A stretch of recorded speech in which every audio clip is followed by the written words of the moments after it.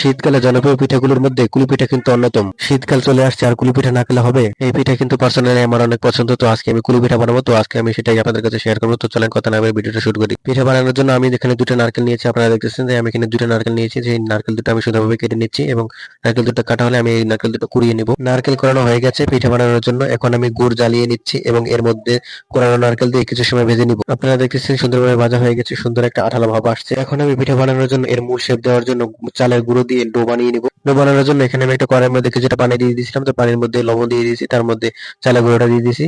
এখন আমি রুটির মতো করে সুন্দরভাবে বেলে নিব। আপনারা বাসা বাড়িতে যেরকম রুটি বানান তো সেরকমই রুটির মতো বেলে নিবেন।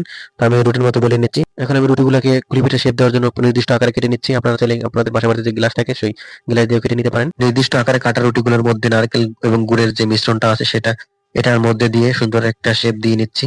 আপনারা দেখছেন যে কত সুন্দর একটা ডিজাইন বা শেপ হয়েছে।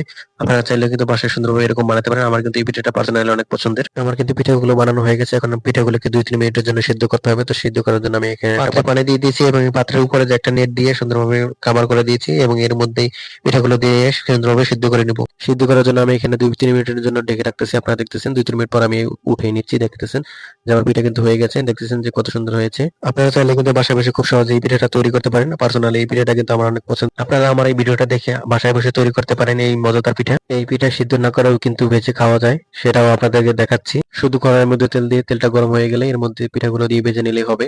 তো আপনারা দেখতেছেন যে আমার পিঠাগুলো ভাজা হয়ে গেছে। তো ভিডিওটা এই পর্যন্ত। এই ভিডিওটা ভালো লাগলে অবশ্যই এটা লাইক কমেন্ট শেয়ার করে পাশে থাকবেন।